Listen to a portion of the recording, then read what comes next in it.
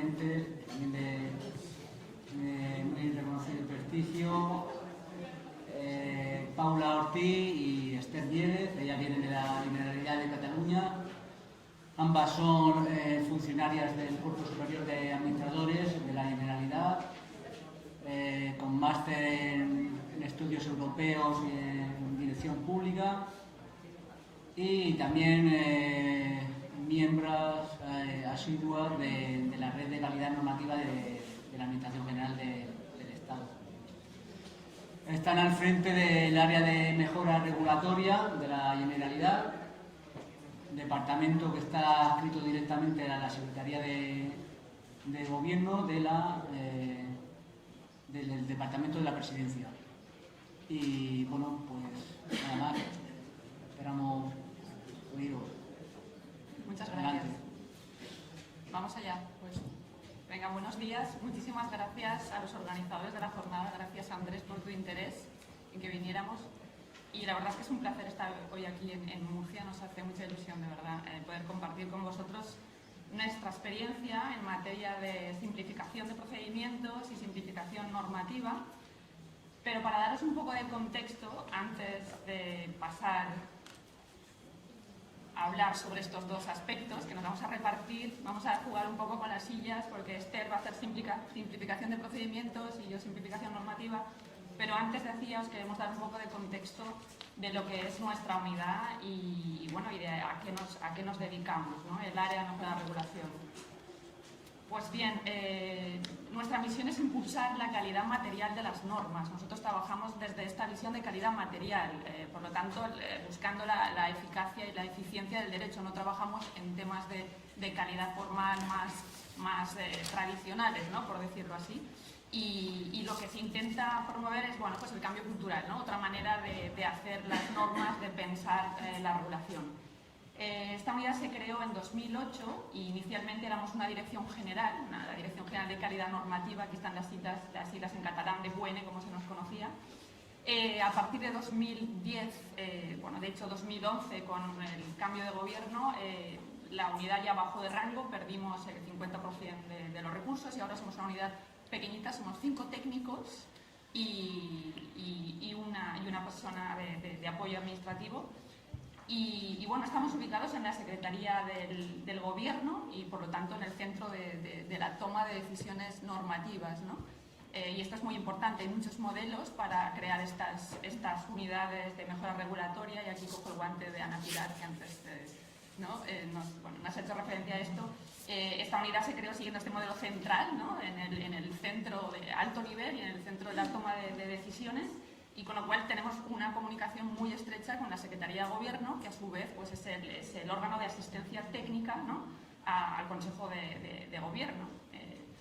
Y bueno, cuando empezamos, pues fuimos la primera unidad en toda España de estas características, una unidad que específicamente se dedica a los temas de calidad regulatoria, y trabajamos con carácter transversal con todos los departamentos, con todas las consejerías de la administración pública. Y en su momento, pues la creación, el propio decreto de creación, lo dijo explícitamente, suponía la creación de esta unidad el reconocimiento de la política pública de calidad normativa, de mejora regulatoria, por parte del Gobierno de la Generalitat de Cataluña. Y bueno, aquí seguimos también las pautas internacionales, ¿no? Lo que la OCDE, la Comisión Europea vienen diciendo. Adoptar evaluación de impacto normativo, que es lo que se hizo también en 2008, primero enfocado solo al aspecto de cargas administrativas y procedimiento, y creación de una unidad, con lo cual es un reconocimiento político de lo que el Gobierno de alguna manera entendía de este objetivo y esta política pública.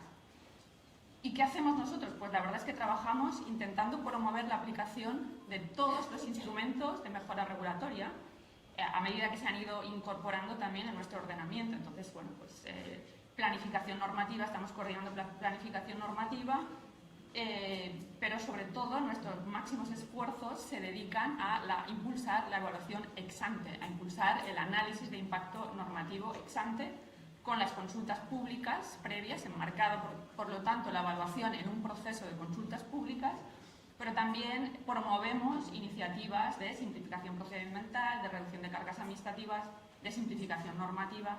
y evidentemente, pues, sobre todo promovemos lo que es la evaluación ex ante, con una visión que nosotros seguimos muy de cerca a la Comisión Europea, muy de evaluación de política pública. Lo que queremos realmente es que la toma de decisiones normativas se base en una evaluación ex ante, lo que es realmente un objetivo muy ambicioso.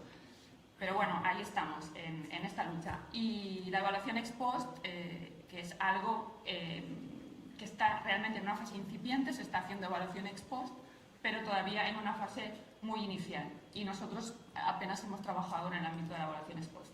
Nuestras principales funciones aquí, sintéticamente también, pues son estas: asesoramiento, asistencia técnica, elaboración y difusión de metodologías, formación y supervisión respecto de todos los instrumentos de mejora regulatoria. Ahora bien, si tuviéramos que sintetizar, ¿no?, como decía, ¿a qué nos dedicamos? Pues básicamente lo que hacemos es asistencia técnica a todas las unidades departamentales, ¿no?, las unidades promotoras de iniciativas normativas, las direcciones generales, bueno, pues en la realización de las evaluaciones ex ante y en la preparación de las memorias de análisis de impacto normativo, ¿no?, las memorias de evaluación. Nosotros les ayudamos en todo, ¿no?, en toda la fase bueno, y nos pueden consultar en una fase muy temprana, antes de que se haga la consulta pública previa y se haga una evaluación preliminar, y también después, cuando ya van avanzando, van haciendo texto, etcétera, etcétera. Y nosotros también, evidentemente, somos una unidad de supervisión, de control. Nosotros velamos por la calidad de las evaluaciones y formulamos observaciones sobre las memorias de análisis de impacto normativo y, en su caso, sobre el proyecto normativo. Un dato que quería dejar, y con esto ya le cedo la palabra a Esther, es que nosotros no intervenimos en el procedimiento de elaboración de una norma a través de un informe preceptivo. Nosotros trabajamos más en una línea, como diríamos habitualmente, de persuasión. Hacemos asistencia técnica y ayudamos. Lo que queremos es ayudar a las unidades a que salgan adelante, ¿no?, a que puedan llevar a cabo su proyecto y ayudarles con las evaluaciones. Por lo tanto, nuestras observaciones se centran en aquellos proyectos que nosotros consideramos prioritarios, ¿vale? O sea que esto solo es un elemento. Y Esther, pasamos con esta introducción de contexto, pasamos a simplificación de procedimientos.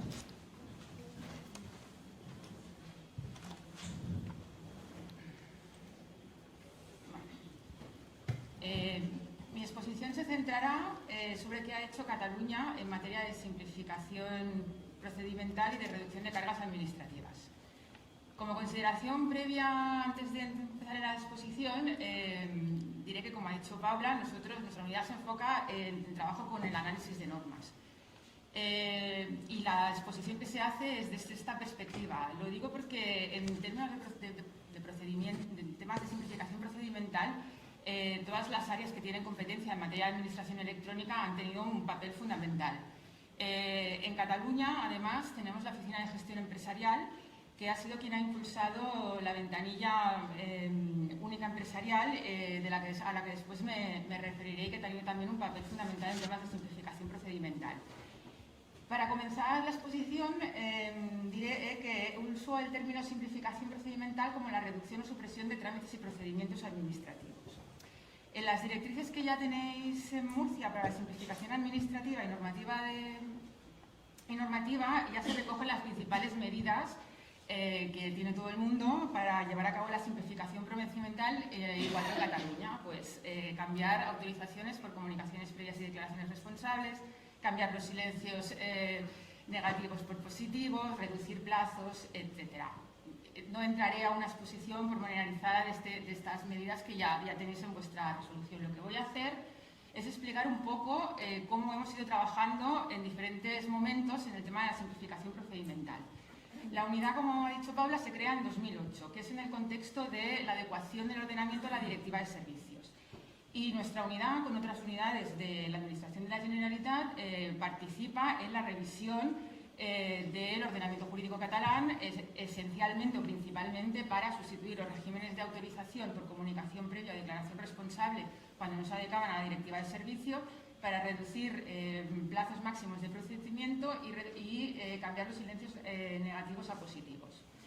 Vinculado a la simplificación procedimental, pero respondiendo a la necesidad que estableció la Unión Europea de reducir un 25% las cargas administrativas de tu ordenamiento, en Cataluña se introduce la metodología del modelo de costos estándar. estándar. Y se empiezan a identificar y cuantificar las cargas administrativas de forma sistemática para las empresas y para el tercer sector, y a identificar sistemáticamente las cargas administrativas en el caso de los ciudadanos. Hay que entender que cuando estoy hablando de cargas administrativas no lo estoy haciendo en un sentido genérico que a veces se utiliza. Me estoy refiriendo en el sentido estricto en el que se refiere el manual del modelo de costos estándar, que es una obligación de información que se debe hacerse a la administración pública, como puede ser la presentación de una comunicación previa, o una obligación de información a los terceros, como puede ser la obligación de poner un cartelito que ponga prohibido fumar. La simplificación procedimental no siempre supone reducción de cargas administrativas. Puede suponer la reducción de otro tipo de costes, que habitualmente son costes de espera. En esta diapositiva se hace una pequeña comparación donde se puede ver que hay medidas de simplificación, como no aportar documentación, que en realidad lo que es de reducción cargas en sentido estricto, otras que son de reducción de costes de espera en sentido estricto, como reducir plazos de tramitación, y hay otras que combinan la reducción de los dos costes, como puede ser la sustitución de los regímenes de autorización por comunicación previa y declaración responsable. La cuantificación de las cargas administrativas en realidad es una metodología bastante sencilla, en teoría matemática, porque es una multiplicación y suma, y la fórmula es la que se muestra aquí: tiempo por precio por cantidad o frecuencia. Ahora abriré un Excel, que nadie se asuste, para que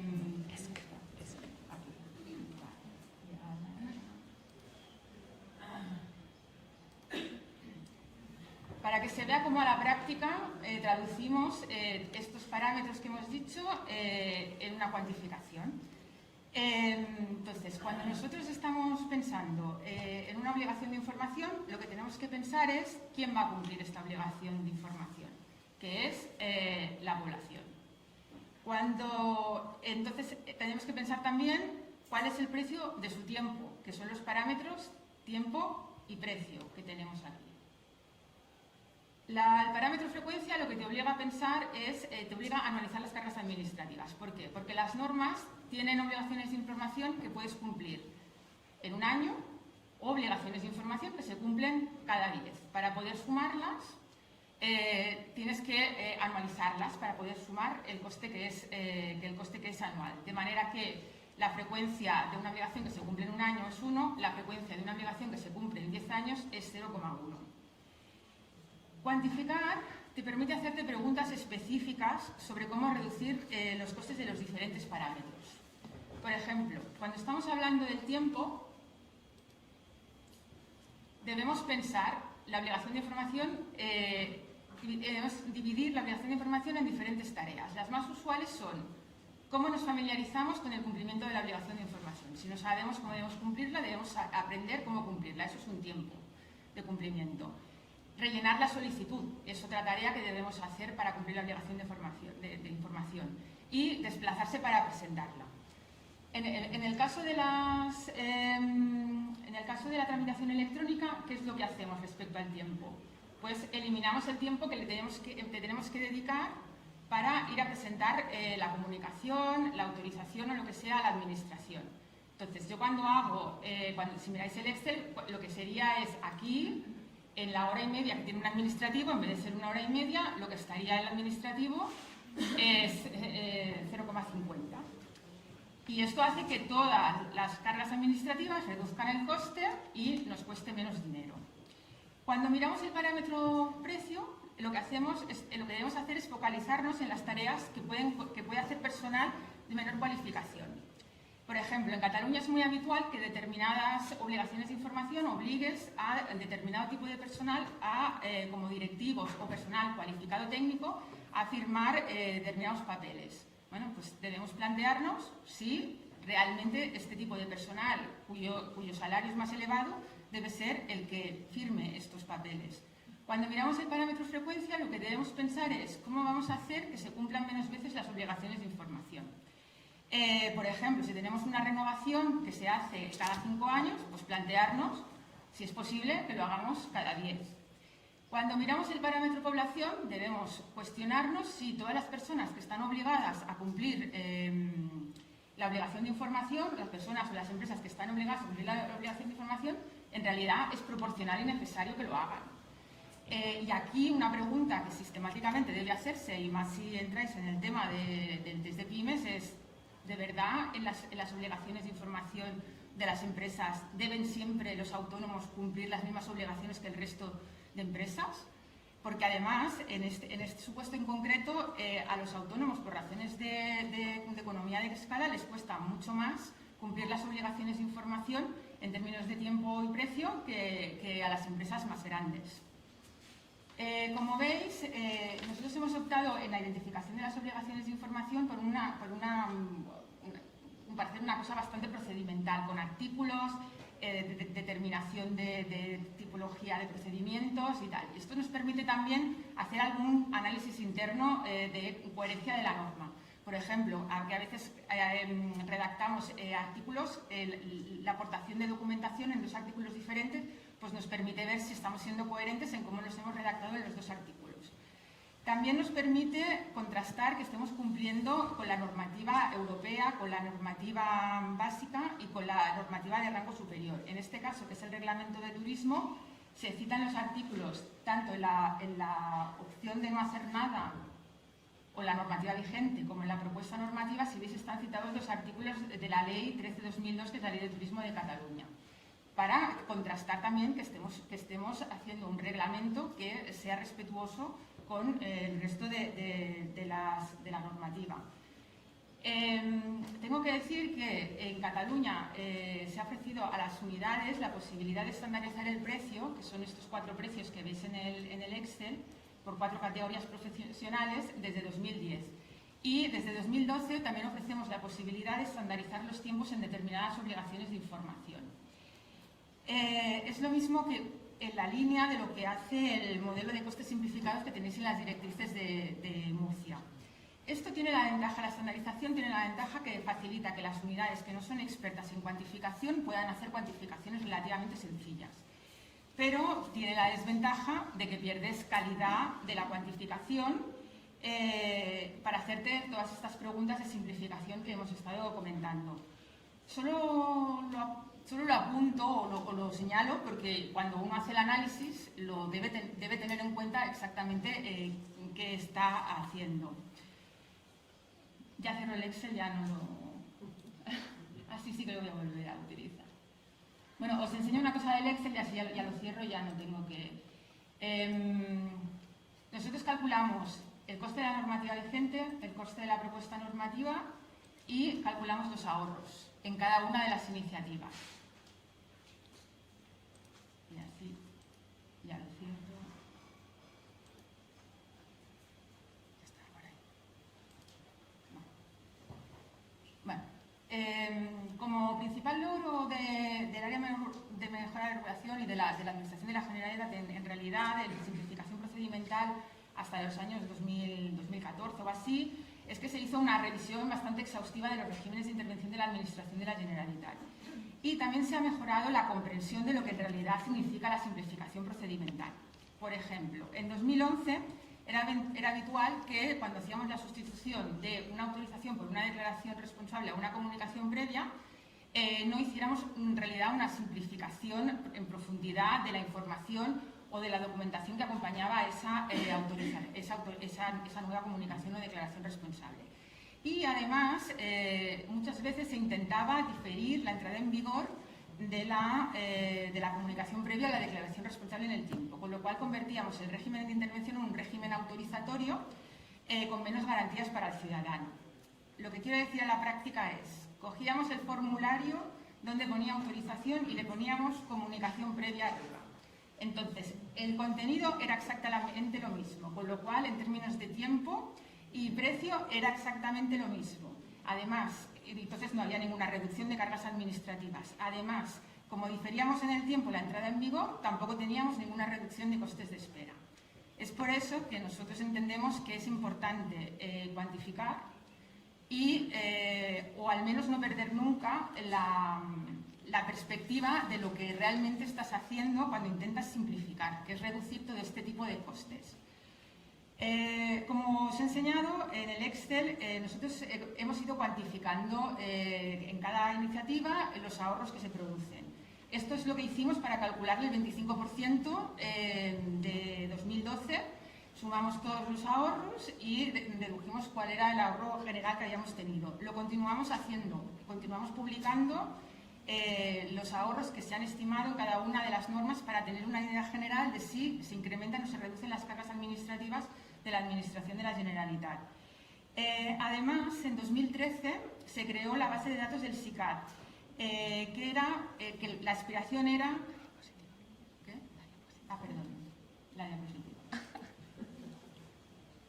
Vale. Que el objetivo era tener una base de datos donde introducíamos todas las normas de la Generalitat de Cataluña y entonces íbamos a estimar los costes de cada una de las normas que teníamos para saber exactamente cuántas cargas administrativas teníamos en nuestro ordenamiento. A la práctica está medio rellenar porque una de las principales cosas que tienes que saber para poder hacer esta base de datos es lo que está vigente y lo que no está vigente. Y nosotros no lo sabemos.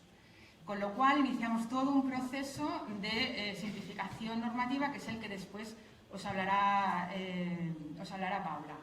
¿Cómo trabajamos en simplificación procedimental? Cambia a partir de 2015 aproximadamente por varios motivos. El primero es porque desde el área de mejora de regulación se hace una apuesta por trabajar en la evaluación de impacto de las normas en la línea de la que realiza la Unión Europea. Esto supone que los esfuerzos de la unidad se centran en conseguir que se utilicen las memorias de evaluación, que es el equivalente de vuestra memoria de análisis del impacto normativo, la estructura lógica de la evaluación: problema, objetivos, opciones, impactos, comparación de opciones, implementación y seguimiento. Además, se empieza a trabajar en lo que es los impactos relevantes de la norma en concreto en la que estás trabajando. Aunque se sigue haciendo la perspectiva de simplificación normativa y se siguen cuantificando todas las cargas administrativas. Por otro lado, en relación a la simplificación procedimental, se aprueban dos leyes estatales que tienen un impacto fundamental en cómo en Cataluña se va a continuar trabajando en el tema del procedimiento de la simplificación procedimental. La primera es la 39/2015, que supone un salto cualitativo para la digitalización de procedimientos y trámites, y la segunda es la Ley 12/2012 de liberalización del comercio, que genera una posibilidad o empieza a generar la posibilidad de trabajar en una vieja aspiración de la Administración de la Generalitat, que es unificar regímenes de intervención de la Administración municipal y la Administración autonómica. Así, en 2015, la Oficina de Gestión Empresarial, de la que os he hablado antes, impulsa una nueva ley que impulsa todo el trabajo que venían haciendo de creación de la ventanilla única empresarial y obliga a integrarse a todos los trámites de la Generalitat en esta ventanilla única y a su digitalización, y además se obliga a todos los ayuntamientos de Cataluña a integrarse en esta ventanilla. Para incentivar que los ayuntamientos se integren, se amplían por ley las actividades que no pueden someterse a licencia municipal de la Ley 12/2012 y se unifica el régimen de intervención para todos los municipios. En concreto, se establece un régimen de comunicación previa para las actividades inocuas, que va acompañado de un certificado técnico, y un régimen de comunicación previa para las actividades de bajo riesgo, que va acompañado por un certificado técnico y un proyecto técnico. La relevancia de esto es que se estima que actualmente el 75% de los establecimientos de Cataluña donde se ejerce una actividad económica están sometidos a uno de estos dos regímenes de comunicación. Por otro lado, en 2020 la Oficina de Gestión Empresarial impulsa una nueva ley que supera algunas de las dificultades que habíamos tenido con la ley anterior y se pone el foco en la tramitación unificada y regula los instrumentos de la tramitación para hacer posible la tramitación unificada.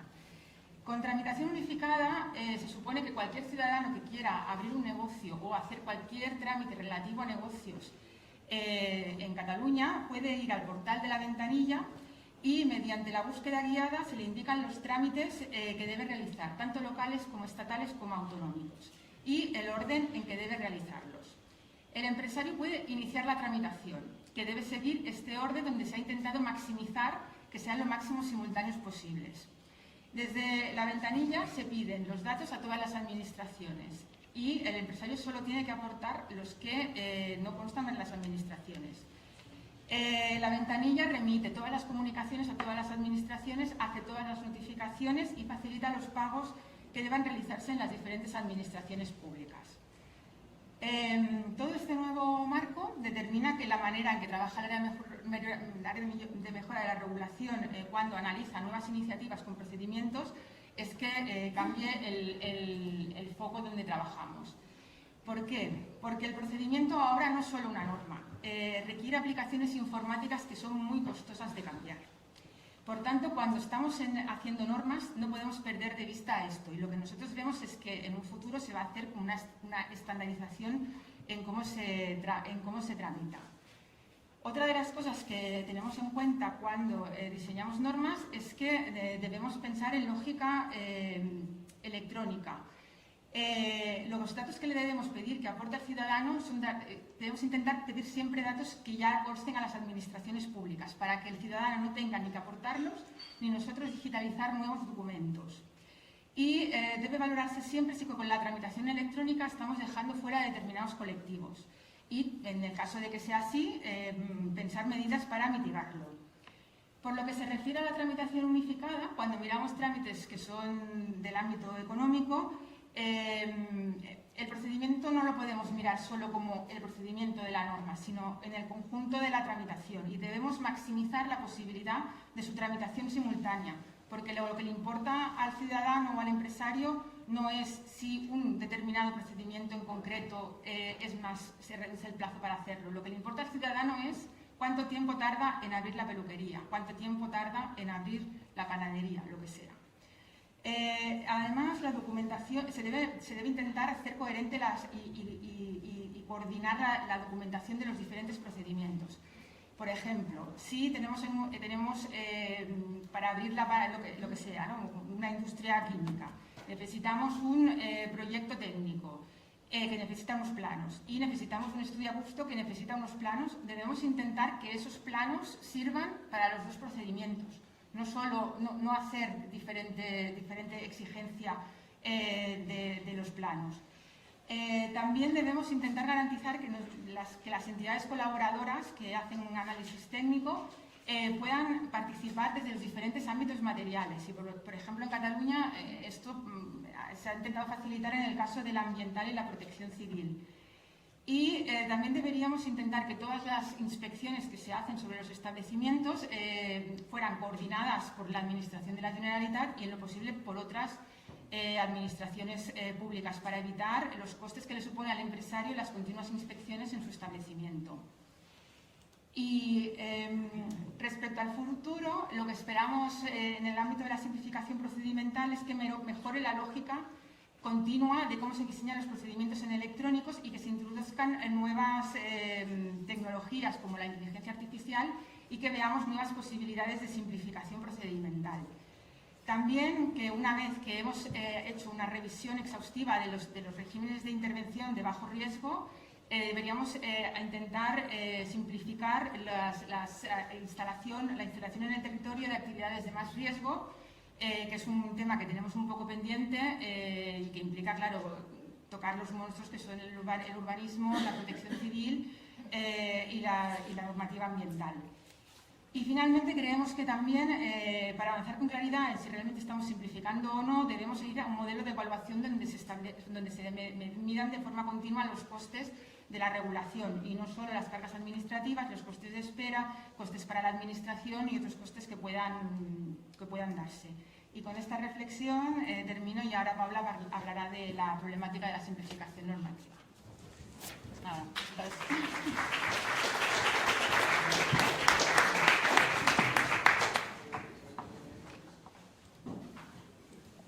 Aquí tenéis material de normativa que estará relacionado también, por si puede ser útil. Bueno, lo tendréis aquí en la presentación.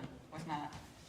Y yo ahora, este cambio de tercio, ahora pasamos a simplificación normativa. Aquí os vamos a explicar nuestra experiencia según nos pidió también Andrés, las iniciativas que hemos llevado a cabo para reducir el inventario normativo.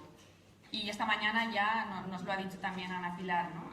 Tenemos un grave problema en la mayoría de administraciones, bueno, en todas las administraciones de Europa Occidental sin duda, es el problema de la hiperregulación, ¿no? De la inflación de normas jurídicas de todo tipo, la fragmentación del ordenamiento jurídico, inestabilidad y esta complejidad creciente y que se deriva de múltiples factores, ¿no? No vamos ahora aquí a entrar porque las causas, ¿no? de esta hiperregulación y de la complejidad son múltiples, pero uno de los factores que realmente incide y a nosotros nos ha interesado particularmente es la acumulación de las normas en el tiempo que ya no se aplican. Normas que no se aplican bien porque han caído en desuso, porque han perdido su objeto o bien porque han sido sustituidas por otra norma incompatible.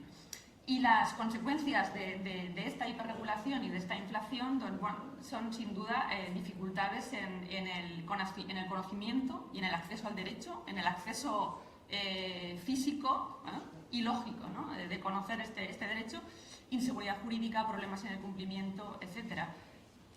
Costes para los ciudadanos y las empresas en términos de recursos y tiempo para familiarizarse con el ordenamiento jurídico cambiante, para conocer qué normas se le aplica, y a pesar de que después las administraciones para compensar esto tienen que estar dedicando muchos recursos, dando información sobre los trámites, ¿no? Desde el punto de vista de transparencia, pero como digo, a pesar de esto sigue generándose muchos costes a los ciudadanos. Y importantísimo, en términos más globales, esto también es un déficit para la calidad de nuestras instituciones. Desde el punto de vista de la gobernanza, en general, es muy difícil, pensamos nosotros, defender que la actuación de la administración pública es transparente cuando no podemos dar una información clara sobre cuál es el ordenamiento jurídico vigente. Y esto, evidentemente, supone una pérdida de confianza en el derecho de la que tanto se habla últimamente. ¿Cómo podemos frenar este crecimiento del ordenamiento jurídico? Claramente hemos de actuar en dos momentos. En el momento de adopción de nuevas normas, por lo tanto en el ejercicio de la potestad normativa, y en otro momento que es inherente a la potestad normativa, que es el momento de la revisión de las normas existentes, revisión a modo que llamamos aquí de mantenimiento del ordenamiento jurídico. Entonces, una correcta aplicación de los principios de buena regulación de los que se ha hablado aquí esta mañana, ¿no? El principio de necesidad, proporcionalidad, pues implica ponderar si la adopción de una norma es la mejor solución posible, y una buena aplicación, consistente aplicación de estos principios nos llevaría en muchísimos casos a descartar esta solución o bien a valorar diferentes soluciones normativas, que es de lo que se trata de la evaluación. Por lo tanto, los instrumentos de mejora regulatoria, también bien aplicados, no simplemente aplicados desde un punto de vista rutinario, formal, ¿no? Como la mayoría de administraciones hacemos y que intentamos mejorar, sino una verdadera aplicación de estos instrumentos, evaluar ex ante, debería conducir a frenar el crecimiento del ordenamiento jurídico. Por lo tanto, estas herramientas son herramientas de alguna manera de contención del crecimiento. Aquí también hemos apuntado en esta parte de la adopción de nuevas normas, pues lo que son la técnica legislativa clásica, ¿no? Que sería pues derogar de manera expresa. Eso es lo que tenemos que hacer sin duda, derogar de manera expresa, Andrés, que hablábamos antes, derogar de manera expresa. Y también cuando regulamos normas temporales, hay que diseñar bien estas normas temporales para que después sepamos cuándo han perdido la vigencia, si no tenemos otro problema. Pues en la parte de revisión, es una obligación revisar de forma periódica el ordenamiento, como digo, para clarificar, para depurar, para conservar en buen estado el ordenamiento, y entonces, bueno, deberíamos verificar si se siguen cumpliendo estos principios de necesidad y proporcionalidad, ¿no? Deberíamos evaluar ex post para saber si se han cumplido los objetivos de esta norma y con eficacia y eficiencia, pero también hay otras muchas técnicas de revisión que no pasan siempre o que no concluyen en una evaluación. Y lo que nosotros tenemos claro es que para llevar a cabo análisis más sofisticados, como los que muchas veces consisten en las evaluaciones ex post, sobre todo cuando son completas y amplias y no con un foco muy específico, como decía antes, deberíamos depurar nuestro stock normativo para saber qué tenemos y después poder programar este tipo de evaluaciones por sectores, por ámbitos, etcétera, ¿no? Entonces, nosotros nos planteamos, debemos sin duda avanzar y simplificar el ordenamiento jurídico, reducir, derogar las normas obsoletas, depurar las normas caducadas, refundir textos, consolidación. Aquí, en esta parte de mantenimiento, tanto el Gobierno como un Parlamento, evidentemente, se deben sentir interpelados. En Cataluña tenemos un procedimiento de consolidación oficial en el reglamento del Parlamento que no se ha puesto en práctica, pero que es un procedimiento muy interesante de lectura única, que el Parlamento puede decidir, ¿no?, todas las leyes que se han visto modificadas en múltiples ocasiones, pues por un procedimiento más rápido sería como una refundición y una nueva ley, ¿no? Pues bueno, los parlamentos también tienen, por lo tanto, un papel en este tipo de herramientas. Pues es de lo que estamos hablando, ¿no? Cataluña es una de las comunidades autónomas que más normativa ha aprobado, con lo cual el problema también es más acuciante. Y la legislación de transparencia en el ámbito estatal, también en Murcia, como hemos visto esta mañana, es un incentivo, ¿no? En Cataluña se ha previsto un mandato específico de simplificación que comporta que en la adopción de cada nueva norma se deba simplificar al máximo posible en el ejercicio de la iniciativa legislativa, ¿no? Y también hay un mandato de consolidación informativa aquí en la Ley Catalana de Transparencia. Nosotros tenemos un portal jurídico ya, conecto con vuestro plan de mejora, ¿no?, y esta voluntad de crear. Nosotros lo creamos en 2010, es un portal en el que ya se ofrece información de las leyes y todos los decretos consolidados, sin valor legal, ¿no?, informativo. Y, como hemos señalado aquí, esto es un gran avance en términos de transparencia, en términos de conocimiento y acceso al derecho, pero tiene limitaciones y son las siguientes. Esto no es todavía un inventario del derecho. Y no lo es, ¿por qué? Pues porque hay muchísimas disposiciones que están materialmente derogadas, que constan como formalmente vigentes, ¿no? Que tenemos muchísimas disposiciones que en realidad no son verdaderas disposiciones normativas, sino que en realidad revisten, ¿no?, la forma de decreto o de orden del consejero, pero en realidad son actos administrativos. Y otro elemento muy importante, que creo que debéis tener en cuenta también vosotros que estáis en fase de construcción, es que la consolidación requiere de derogación expresa para poder consolidar. Es decir, la derogación es una potestad que no puede ser objeto de interpretación. Entonces, la agencia del BOE también funciona así, o sea, puede dar información sobre derogaciones tácitas, puede prever una información, una nota genérica, pero la consolidación, o sea, el portal jurídico, vuestro futuro portal, necesita de derogación expresa. O sea, el legislador, por favor, derogad de manera expresa, porque si no derogamos de manera expresa, estamos dejando al aplicador, ¿no?, la interpretación de cuál es el derecho vigente, en última instancia al juez, ¿no? O sea, tenemos la opción de hacerlo nosotros. ¿Y qué hemos hecho en Cataluña? Pues en Cataluña este plan que se aprobó en 2016 por acuerdo de gobierno ha sido un hito desde este punto de vista, porque supuso el reconocimiento del problema, y el problema es un problemón, a nuestro juicio, vaya. La gran importancia de este problema es que por primera vez, o sea, ha habido muchas acciones puntuales de simplificación y siempre de vez en cuando, ¿no?, alguna norma que deroga, unos cuantos decretos, etcétera. Pero aquí lo que se hace es hacer un diagnóstico, y nosotros, este plan lo impulsamos nosotros, hicimos este trabajo de campo que supone contar, la importancia de contar y aportar evidencia. Entonces el global asusta porque, claro, son más de 23.000 las disposiciones que constan en el portal jurídico. 624 con rango legal, bueno, aquí lo veis, más de 6.000 decretos, más de 16.000 órdenes. Entonces, las vigentes y las derogadas, una pequeñísima parte, ¿no? Entonces, lo que hace este plan es prever acciones por diferentes etapas y, sobre todo, asumir esta complejidad, que no es poco, y ya solo eso es un gran logro. Quiero ir rápido porque no sé si me estoy alargando un poco. Los resultados de este plan, aquí también, para que tengáis un dato, el gran logro, indicadores que nos permiten ahora, pues, hacer un seguimiento y controlar el volumen de normas que, ¿no?, las que se van adoptando, cómo va creciendo, cómo va disminuyendo. Después, en esta fase, lo que hicimos fue centrarnos en la revisión de las normas con rango de ley. 624, que constaban formalmente vigentes en 2016, las miramos todas. y derogamos de manera expresa 203, que ya no eran de aplicación, o sea, básicamente que estaban materialmente derogadas. O sea, fue un análisis de vigencia. Aquí se hizo una revisión también como trabajo de campo de más de 5.000 decretos adoptados entre el 79 y el 85, y después también, con motivo de la aprobación de los decretos de estructura de las consejerías, se aprovechó para derogar más de 400 decretos y órdenes de carácter organizativo. Entonces, como decía, en esta primera fase lo que se hizo del plan, hay muchas actuaciones, pero lo más destacable es esta revisión exhaustiva de la vigencia de las normas con rango de ley. Aquí hemos puesto en gris oscuro, o sea, 142 se habían derogado solo desde el 77 al 2015 y fijaos, o sea, de 2017-17, o sea, 200, ¿no?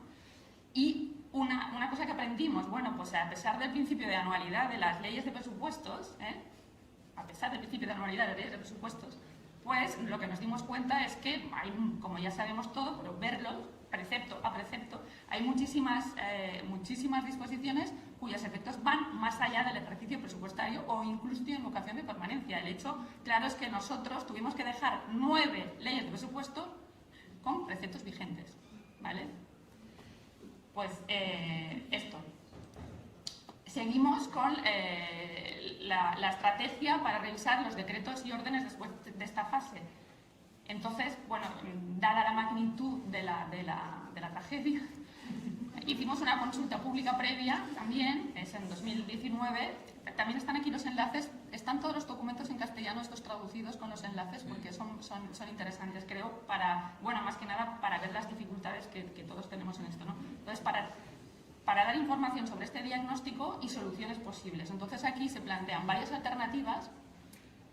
Aquí solo señalo delante, la alternativa que nosotros propusimos fue básicamente empezar a derogar, o dejar sin efecto todos los decretos y órdenes, empezando por los más antiguos, y en la consulta veréis, si tenéis interés, que se plantean diferentes subopciones dentro de esta alternativa. Una de ellas es aplicar la técnica de la guillotina.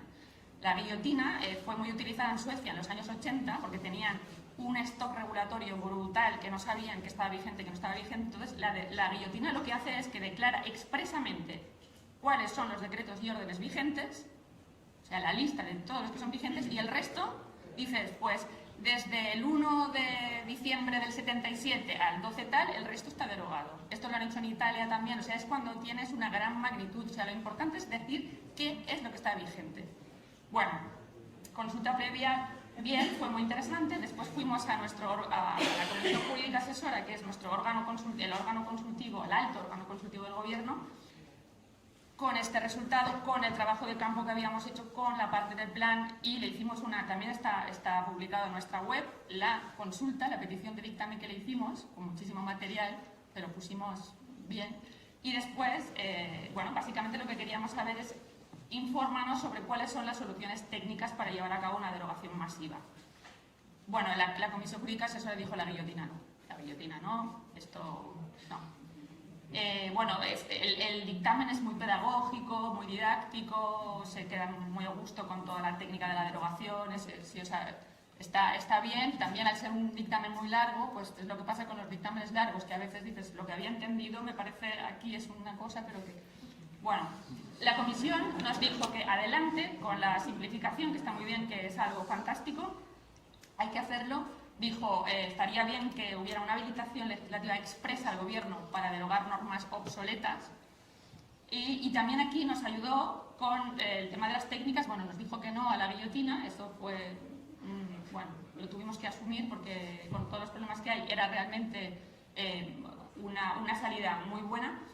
Pero nos dijo, hay que distinguir lo que es la pérdida de vigencia por derogación de lo que es la pérdida de vigencia por caducidad, de las normas temporales, ¿vale?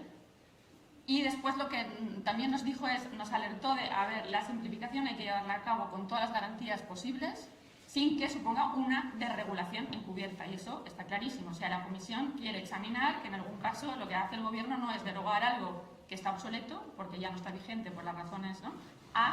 Lo que voy a hacer es desregular.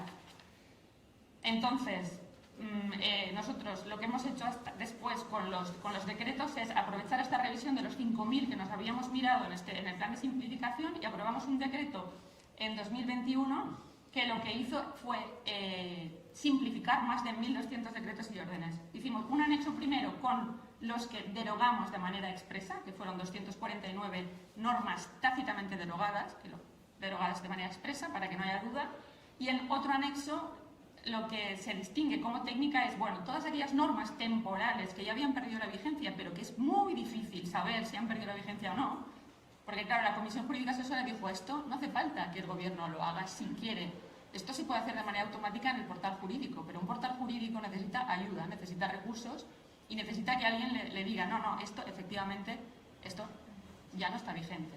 Entonces, nosotros consideramos que era absolutamente necesario que se declarara y se aportara certeza sobre esto. Y por otra parte, en una instrucción de la Secretaría del Gobierno, pues 4.000 actos administrativos, que también evidentemente nos miramos cada uno, que tenían la forma de decreto y de orden, pero que no eran disposiciones normativas, pues se han desindexado del portal jurídico. Ahora bien, se puede seguir consultando en el boletín oficial. ¿No? Hay dos bases de datos. O sea, tú puedes acceder al boletín oficial y puedes consultar esto, pero el portal jurídico, que es el derecho vigente, pues aquí ya no están. Rápidamente, ¿cómo hemos trabajado? Pues bueno, la revisión se ha centralizado siempre desde la Secretaría de Gobierno. Es una iniciativa que parte del área de mejora regulatoria. Hacemos nosotros el análisis inicial a partir de los datos que constan en el portal jurídico y que nosotros filtramos. Remitimos las propuestas de simplificación al departamento competente con la indicación de los motivos. No voy a abrir el Excel, yo no voy a abrir el Excel, pero que también lo tenía para que vierais, pero bueno, ya no, porque, claro, para ir, esto si alguna vez necesitáis y os podemos ayudar, porque lo que hicimos es establecer, pues dentro de las derogadas tácitamente, pues cuando ves categorías que se van repitiendo, pues tenemos como motivos tipo, ¿no? Para ir más rápido, motivo 1, motivo 2, motivo 3, pero claro, después en el Excel, cuando le mandas la propuesta al departamento especificado, entendemos derogado tácitamente por esto, por lo otro. Distinguimos las categorías estas que he comentado, tácitamente derogadas, normas temporales no vigentes, actos administrativos. Después, cada una de las unidades directivas se lo mira, ¿no? El departamento y los servicios jurídicos le mandan a la unidad directiva competente y la lista final la preparamos nosotros, pero solo sobre aquellas, evidentemente, que la unidad competente ha decidido que se han de derogar o simplificar, lo que sea. ¿Y ahora qué pasa? Pues bueno, estamos pendientes de esta programación, de la revisión, de todo lo que falta, ¿no? Cronológicamente del 85 al 2000, que nosotros es lo que hubiéramos querido, pero la complejidad de la simplificación y los recursos que requiere, etcétera, y también es un tema que genera mucho debate en los servicios jurídicos. Vosotros aquí, entiendo que casi todo el mundo viene a los servicios jurídicos, es un tema que podemos tener a veces visiones diferentes. Y bueno, pues ahí está la programación pendiente. También tenemos una propuesta de depuración que hemos llevado a cabo cambiando de criterio, en este caso no cronológico, sino cogiendo ámbitos materiales específicos que son un poco complejos y que no generan mucho problema, como pueden ser subvenciones, premios, planes, programas. Y aquí distinguir lo que es acto administrativo de lo que es una disposición normativa, pues hay bastante claridad en los parámetros y bastante objetivable, y es lo que hemos hecho. Tenemos esta propuesta ya de 5.000, o sea, podemos bajar volumen aquí para clarificar de manera bastante sencilla. Tenemos una propuesta desde hace un año pendiente de que se valide allí, esperando. Pero bueno, nosotros lo hemos hecho. Y otro tema que quiero apuntar es que con el proyecto de ley que está en trámite ahora en el Parlamento de elaboración de disposiciones normativas, se clarifica un tema que para nosotros ha sido clave en la simplificación, que es el procedimiento. ¿Cuál es el procedimiento? Nosotros hemos tenido un debate muy interesante también al hilo de este dictamen de la Comisión Jurídica Asesora y con nuestros servicios jurídicos sobre cuál era el procedimiento a seguir. Nosotros pensábamos, a ver, aquí, si lo que estamos derogando, porque es importante destacarlo, es disposiciones que ya están materialmente derogadas, o sea, no estamos aquí derogando normas que han caído en desuso y que no encuentras otra disposición, es decir, otro tema un poco más conflictivo, que pues el procedimiento para nosotros tiene que ser ágil, porque es que es claro y meridiano que esto no está vigente, con lo cual ahora finalmente se clarifica que hay un procedimiento simplificado para la derogación de normativa obsoleta. O sea, necesitamos garantías, pero necesitamos agilidad. La Administración no puede estar dedicando recursos de un órgano consultivo a mirarse 4.000 disposiciones que ya están derogadas. Sí, hay que ser garantista, pero también eficiente. Y también se prevé un procedimiento simplificado para consolidar decretos y leyes. Y bueno, el balance de las actuaciones es que, como veréis aquí, os hemos puesto el grafiquito que de 23.000, ¿no? Pues bajamos a 18.000. Claro, hemos sacado aquí 5.000 actos administrativos, ha bajado un poco, o sea, esto es lo que hay. Hemos subido la derogación, pero bueno, o sea, es un éxito para nosotros porque la verdad es que ha sido un éxito desde 2016, sobre todo, bueno, pues situar el tema en la agenda. Ahora bien, la tarea es ingente, ¿no? Lo siguiente requiere de acciones sistemáticas decididas y a largo plazo, y para nosotros algo muy interesante ha sido el aprendizaje de todo esto, o sea, mirar el derecho, ¿no? Como empezar desde el año 77 hasta ir viendo, ver lo que se hacía en los años 80, cómo han cambiado ¿no? Antes todo tenía que ser por decreto, todo tenía que ser, ¿no? Porque parecía que, ¿no? Había que darle como o sea, cómo cambian las técnicas, y sobre todo que esta revisión nos ha permitido, pues eso, constatar los problemas que genera la acumulación de normas en el tiempo, la necesidad de derogar de manera expresa, diseñar bien las normas temporales. Tenemos que tener claro que un ordenamiento, ¿no? Lo dice Díez Picazo, si un ordenamiento en el que las normas se acumulan en el tiempo, en el que no se deroga, esto vamos abocados al desastre. Y nada, que los beneficios de la simplificación, pues eso, son incontestables desde se mire por donde se mire, y bueno, pues esperamos poder seguir avanzando. Y esto solo es una de las cositas que hacemos, o sea que necesitamos aquí aliados. Sí. Gracias.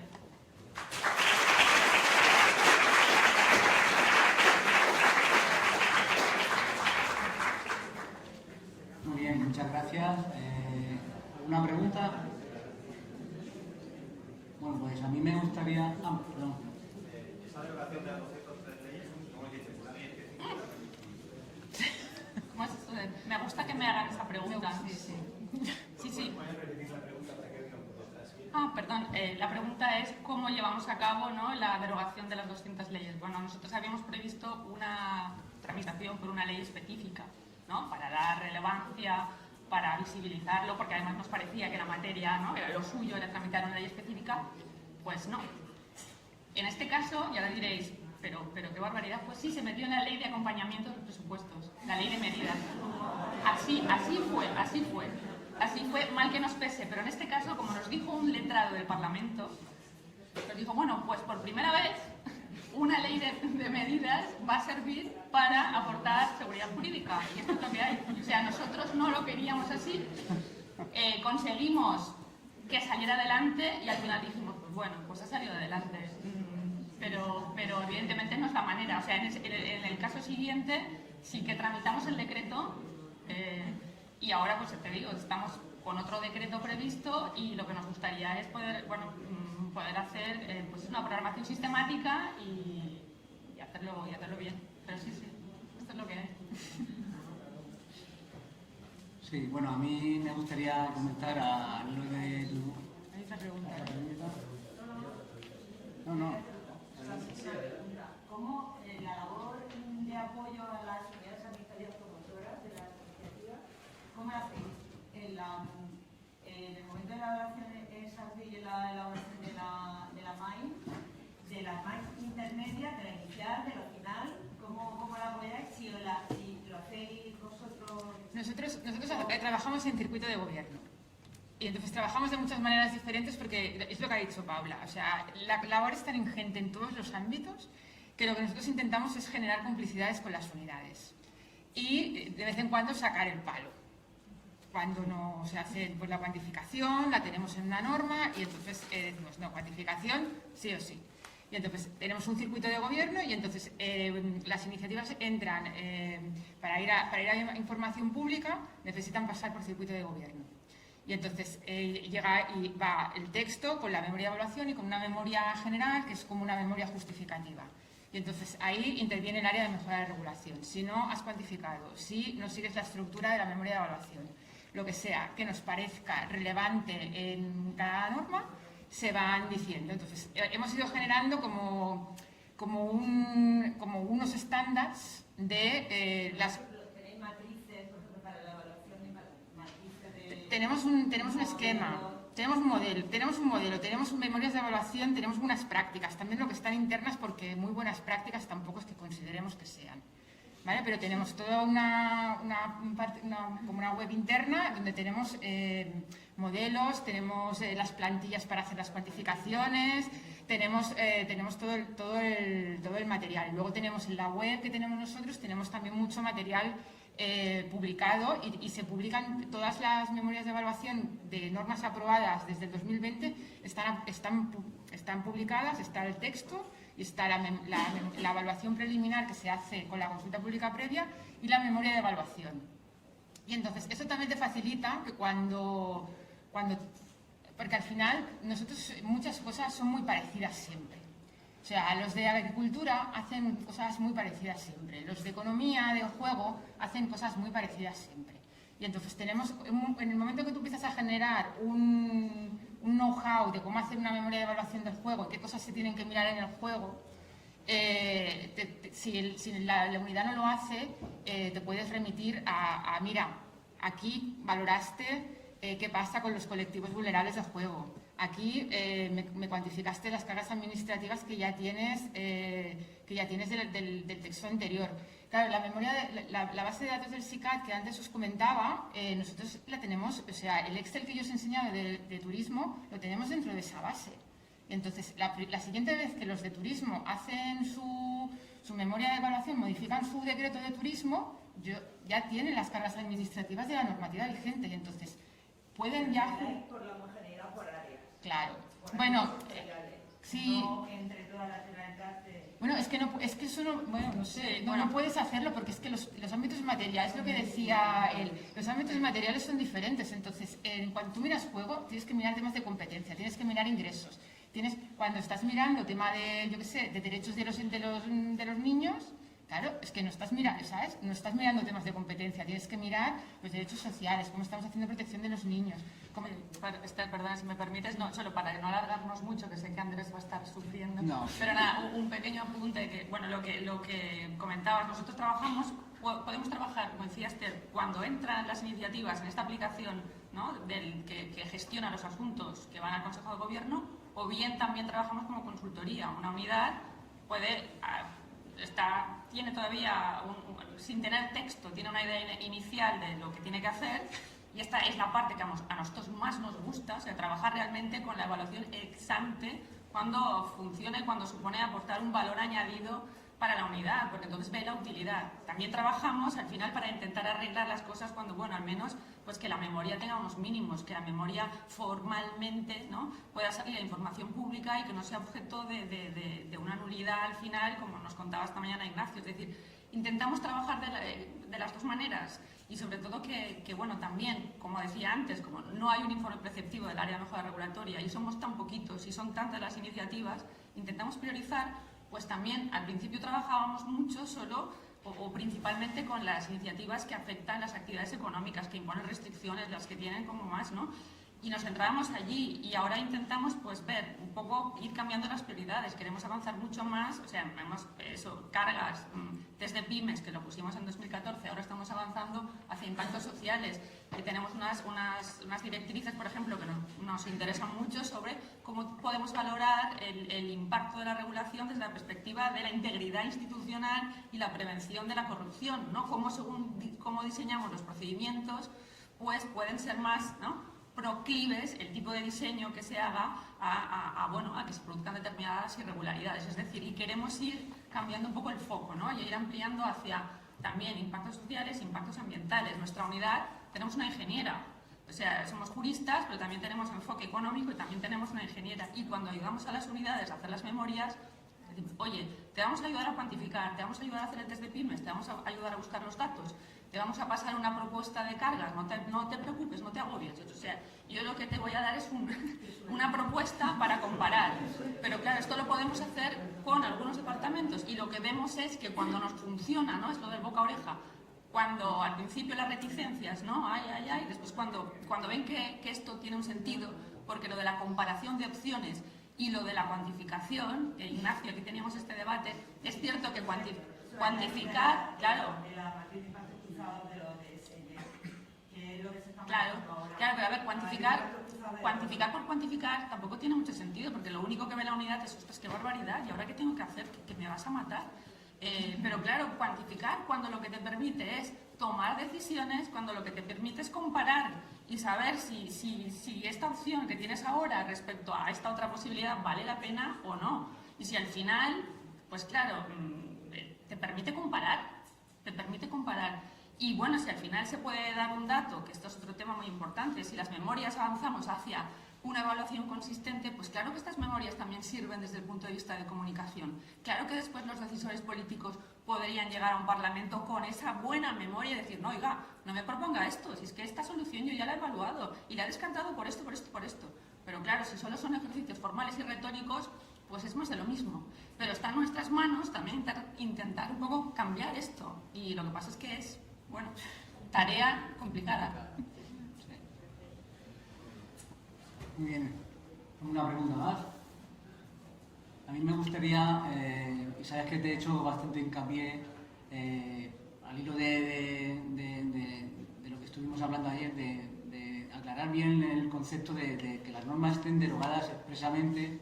Lo digo porque, bueno, cuando llegué yo a la inspección, uno de los primeros cometidos en un proceso de consolidación que estábamos haciendo, y se dio información, se trasladó información a los servicios jurídicos sobre la relación del listado de las normas que teníamos y que se pronunciara sobre la derogación de las mismas, ¿no? Y bueno, el concepto de derogación expresa, derogación tácita, que me parece que es un concepto que está claro, pues la gente pues lo utiliza de una forma pues no del todo clara. Entonces me gustaría que fueras tú más contundente a la hora de... Bueno, a ver, aquí tienes muchos juristas que seguro que lo pueden explicar mucho mejor que yo. O sea, nosotros lo que hicimos cuando nos pusimos a estudiar, descubrimos cosas apasionantes con la derogación. Es un mundo realmente, pero bueno, estudiamos toda la literatura que había, estuvimos viendo y al final, bueno, sí, hay muchas teorías. El dictamen este también recoge un poco, ¿no?, de las diferentes visiones y bueno, y al final, o sea, la derogación es expresa. La derogación es expresa, porque la derogación tácita es dejar en manos del aplicador. Evidentemente es una regla que hay que aplicar y obviamente se aplica, sin más. Pero la derogación es expresa. Pues si no, no tiene mucho sentido. No tiene mucho sentido dejar en manos del aplicador y del que pueda interpretar y en última instancia, como decía antes, del juez, la decisión sobre lo que está vigente o lo que no está vigente. Otra cosa es que, evidentemente, en nuestro día a día, en la práctica jurídica, es obviamente la derogación tácita es una regla, ¿no?, ante la incompatibilidad, pues es obvio, ¿no? Pero vaya, las derogaciones genéricas no sirven. Derogar de forma genérica es inútil. No tiene sentido. De hecho, nosotros, que ya digo, no entramos en temas de técnica normativa, pero esto sí que lo decimos. Siempre que podemos lo decimos. Y bueno, no sé, tenemos en el plan normativo, en la consulta pública, publicamos un dossier con información y artículos breves, por ejemplo, sobre la derogación. Hay uno muy bueno, la derogación en pocas palabras, de este profesor Balear. En Baleares hicieron una ley en 2015 que a nosotros nos inspiró, porque es la primera que hablaba de, bueno, ellos hablaban de guillotina, aunque después no hicieron una guillotina, pero hablaban del procedimiento simplificado, etcétera. Entonces, Baleares sacaron un poco como este tema, después nosotros vinimos ya con la pisonadora de la derogación, pero bueno, no sé, Esther, sobre el tema de la derogación. Una anécdota solo, es decir, que no solo es que tienes que poner exactamente qué estás derogando, sino que tienes que ser muy claro, porque nosotros hicimos el contraste con las leyes que hay en Cataluña. Pues sabéis que el BOE publica las leyes de todas las comunidades autónomas. Las leyes que constan en Cataluña vigentes, las leyes que constan en el BOE vigente, y no son iguales, porque se interpreta diferente las derogatorias. Y con esto digo que por eso hay que ser súper claro cuando uno hace una derogatoria de lo que está derogando. Una ley, un artículo, lo que sea. Pues digo, o sea, contado de vigencia, o sea, no consta lo que está vigente igual en el BOE que en el... Y lo que es muy bueno, lo de perdón, solo y acabo, es que me enrollo. No, el tema bueno, tuvimos muchos debates, ¿no? Y hay muchas anécdotas, pero recuerdo una con que no nos dejaron derogar varias normas, nos ha pasado varias veces, por temas simbólicos. No, esto no, lo puedo derogar, porque simbólicamente no puedo derogar. Digo, pero ¿cómo lo vas a derogar? A ver, tranquilidad, o sea, que derogar es que, ¡pum!, le pongo el tic de no vigente. Esto sigue aquí, o sea, aparte hay que distinguir validez de eficacia, es decir, son temas también, ¿no?, que los juristas, bueno, pues vale, lo derogo, pero es que ya está materialmente derogado, pues no, leyes que en Cataluña, pues igual, pues sí, simbólicamente, o no sé, la de normalización lingüística, ¿no? Pues hay otra ley posterior, pues claramente está derogada, no pasa nada, señores, no vigente, un TIC, no vigente, y esto en el portal jurídico consta, pero nos ha pasado muchísimo, y nos ha vuelto a pasar con decretos, ¿no? Nos pasó con las leyes, que al final no pudimos derogar algunas, no pudimos poner, ¿no?, este TIC de no vigente para que constara en el portal jurídico y evidentemente se pueda consolidar, etcétera, por razones simbólicas. Pero jurídicamente, ¿cómo podemos defender que no puedo derogar? No puedo declarar que esto ya está derogado, de hecho, que está materialmente derogado por razones simbólicas. Pero señores, es que esto no tiene ningún sentido. Pero bueno, claro, que tenemos como un apego, ¿no? No me lo derogues, pues ya está. Muy bien, pues muchas gracias.